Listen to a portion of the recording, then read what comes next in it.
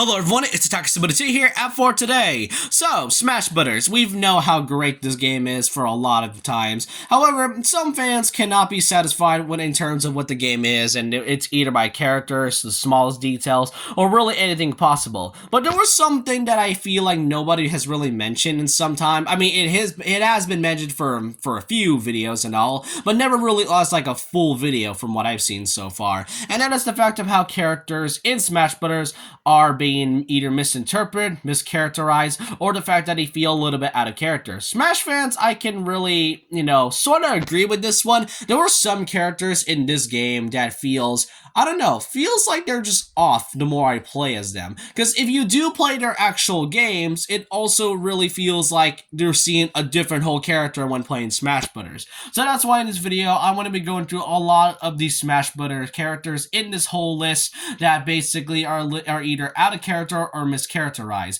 Now, there's over 80 of them, so I'm just going to be going from the ones that fans have mentioned the most, while also go and putting some of mine in during the process. Keep in mind, before I start even discussing this, I am not trying to disrespect or cause any negative hate towards Sakurai or the Smash development team. This is just mostly for the ones that I kind of feel like if they wanted to make another Smash game, at least try to make sure the character feels like, what they are from the games, while also keeping what the character is in Smash Brothers to make the character a little bit more better than usual. Now, our first character to discuss in terms of misconception is gotta be Mario. He's the first character in the Smash Bros. Series. However, if you played any Mario game or even know who Mario is, you would know that Mario himself is quite a charming and charismatic character throughout the entirety of his game lineup throughout the years. In Smash Bros. Specifically, it seems that Mario is trying to be treated as sort of a cool anime shonen protagonist of all things, and I don't really mind that. I do like characters like that, but when it comes to Mario, I don't really think him being way too serious the entire game feels kind of right. Here's the thing, we've seen Mario be competitive and serious in a few of his spin-off games. Mario Strikers is the biggest example of that, where Mario is shown to be angry and very intimidating and serious at its finest. However, in those same games, he is still nice and charismatic, still keeping that charm of what made Mario, well, Mario. And Smash Brothers seems they just made him way too serious, and I don't mind that whatsoever, but I did see some fans find it a bit of an issue to Mario. So that's kind of why I want to mention this, is that if they're going to add Mario in the future, I feel like they should make Mario more serious, but also keeping that charm in him, to add that really nice balance in him. There were some moments where he still has that charm, such as his thumbs up taunt in Ultimate, but even if still, I feel like him being a little bit more charming and, serious can honestly fit the really good balance of his character. Next up is my man Luigi. You know how much I'm a fan of Luigi throughout my entire channel. However, what I find so weird about Luigi in here is coming from the fact that, I don't know, something about him in Smash Bros. Feels so weird and mysterious. Like, we know Luigi as sort of a scaredy cat. He's the player 2 to what Mario is, and there are moments where Luigi is being overshadowed by Mario because he is the second player in many of the Mario games, and the only time he's ever gotten the star role was either in Luigi's Mansion or that one game being Mario Goes Missing. You get my point. I don't know why though, in Smash Bros, Luigi is strangely mysterious. In Smash Brawl, he had that negative zone where he does that really weird dance and kind of, gets out a weird orb ball thing that is full of negativity, which is supposed to be representing Luigi's being overshadowed by Mario a lot, but it makes me kind of wonder on why exactly he does this. And one of his taunts is even weirder as well. Like, he does many different gestures and pose whenever you do his side taunt, and then he does a plank. Like, when did he ever do that? Where is that energy I want to see from Luigi? Like, he is still pretty much a scaredy cat in some cases, such as the Smash trailers and also this render I'm showing right now, but you really can't admit to how very odd he is in this game, from the fact that we have never seen him do any sort of moves like that whatsoever in the game, especially him just doing the rocket. Like, I kind of have forgot to mention that not only is it just mischaracterization from just the personality, but also some of the moveset as well. Luigi is fine because he kind of uses his poltergust, but something about him just using the rocket and those gestures, and especially those taunts, feels a little bit off from me, in my opinion. Next, I want to mention four characters that kind of just feels like they're practically the same. Donkey Kong, Bowser, King K. Rool, and Diddy Kong. The whole similarity between all these four characters I'm mentioning is the fact that they're a bit too animal-like. Yes, they are animals and all, but if we know Donkey Kong and Diddy Kong pretty well, we know that these two are pretty goofy. And King K. Rool, we did get to hear him once talk back in that one Donkey Kong show that I'd rather not mention. It's still funny though, because King K. Rool is actually the sort of the star of the show. He kind of carries the entirety of that entire Donkey Kong Country show. But in the games, he's just never shown to be talking aside from doing grunts. And Bowser is the biggest offender here. Here's the thing though, DK is still pretty goofy, but I just kind of hate how he feels too Pharaoh-like. He's just acting like a regular gorilla and nothing, and just doesn't really feel like Donkey Kong aside from the expressions. Diddy Kong is sort of the same thing as well. It is understandable to make him for Diddy Kong to make monkey noises, but aside from that, I really don't see anything else from Diddy Kong aside from him just acting like a monkey. For King K. Rool, it just really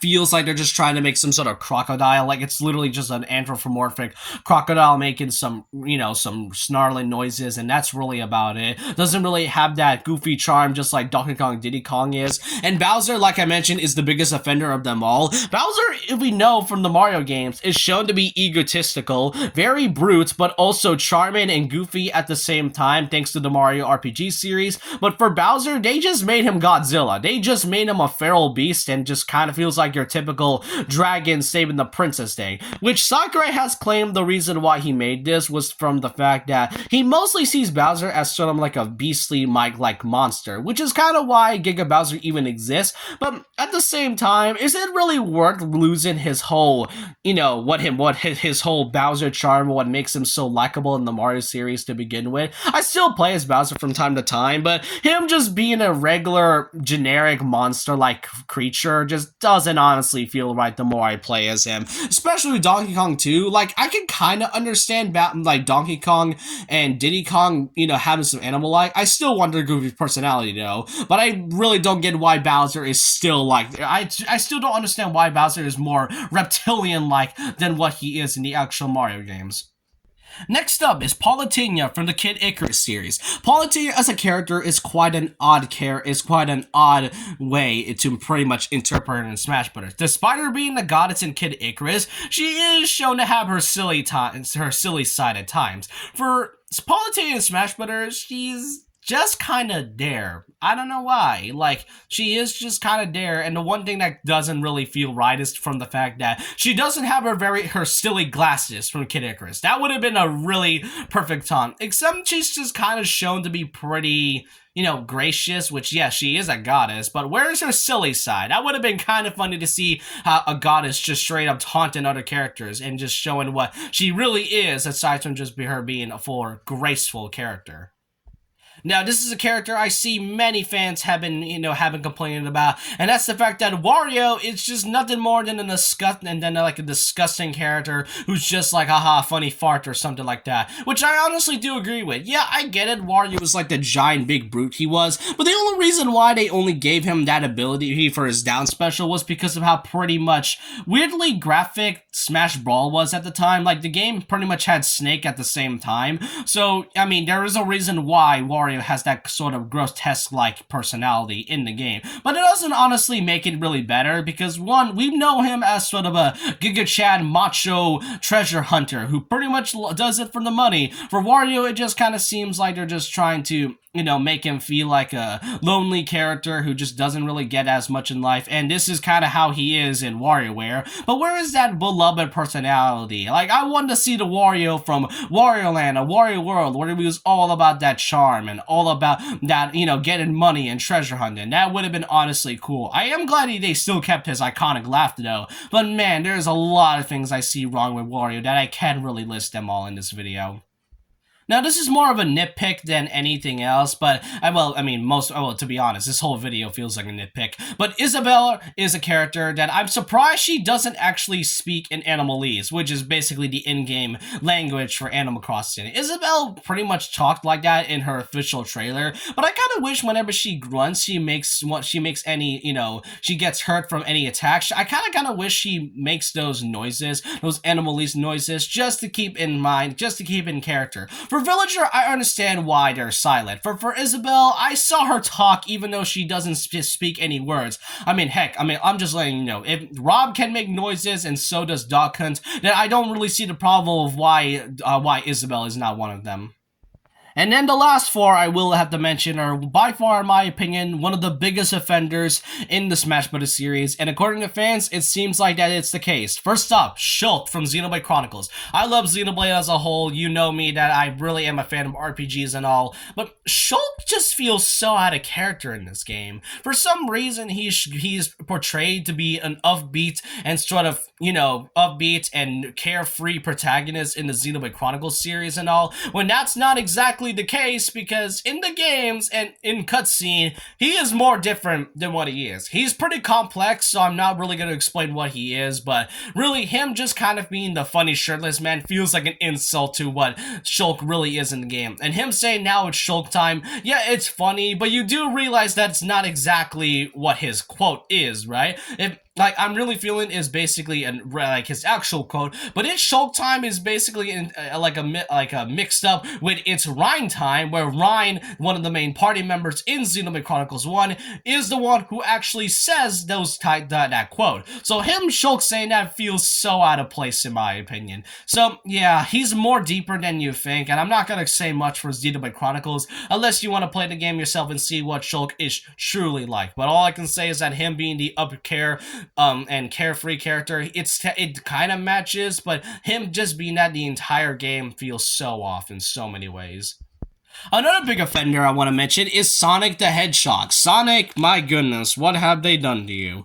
So, back when he first appeared in Brawl, the biggest issue that many fans have a problem with in Sonic back then was the fact that he's mostly just 85% spin dashes. Yeah, I mean, he was rushed, but even if that's the case, it still kind of sucked. And it still sucks today, given from the fact that he still has the same moveset. However, the one thing I do find great back in Brawl, back when Sonic was added, and the one thing they got right, however, was his attitude. Sonic is shown to be carefree, cocky, but also cool at the same time, to pretty much match that whole 90s aesthetic look of what Sonic really is. In Smash Bros., however, Sonic is just cocky, but now annoying. He's just pretty much a typical annoying character, doesn't really give as much personality in what he is, and plus, whenever he tries to make an expression, he just kind of keeps that same smiley face instead of what he is in the Smash Brawl. He had eyebrows for those who don't know, so it's so weird for Sonic to just be like a simple character who was all about that amazing attitude, to basically become a character that doesn't give that as much personality as it is. And I get that Roger Craig Smith was voicing Sonic right now, and currently he is, given the fact that Jason Griffin isn't voicing Sonic anymore. But it is kind of a little disappointing now we get to see Sonic not only just still have the same moveset, but also pretty much butchering his entire personality as a whole. And I can say the same for Mega Man. Now, I personally only played like a couple Mega Man games, but him just being an emotionless robot just does not help at all. Like, Mega Man is shown to be mostly has that blank state the entire time. He mostly has that same face expression, and the only time he ever shows expression is when he smiles during his victory screen, or just or pretty much, makes that face where he's about to do a war cry or whatnot. Which that really isn't the case, because in the Mega Man games, he is shown to be pretty charismatic and silly, kind of like what Palutena is. It's so weird how they just made Mega Man an emotionless character, because, he's a robot, he's supposed to be emotional. Yeah, I don't really think I want to go as far. But the last one, I feel like it's pretty obvious, but it still kind of aggravates me to this very day. Ganondorf. Where do I even start from this? First of all, how do we went from one of the most amazing and most well-written villains in Nintendo history, and one of the best ever villains in the Zelda franchise, to basically one of the worst and most weakest characters in the entirety of the Smash series? I don't understand how they went from that to this. Like, he's still a semi-Captain Falcon clone. All he does is just be cocky and all, where that's not even the case, because he's shown to be very more complex and is very intimidating at times. And really, like I said, he's a semi-clone to Captain Falcon, which I feel like if Captain Falcon wasn't added at all, Ganondorf would have been like the original Captain Falcon if he was never added. But no, they somehow made Ganondorf one of the worst characters in the games in terms of not just moveset, but personality as well. It's really a shame how we went from basically one a really great villain to really just nothing more than an absolute waste of a character personality. Boy, that got really negative at the end, and I officially apologize to all the fans that have been watching this, but you really gotta understand how some characters are really not accurate to what they are in the actual games. Like I said, I'm not trying to give out any negativity towards Sakurai or the development team. If this is Sakurai's vision, then I feel like that I can understand that and truly accept it.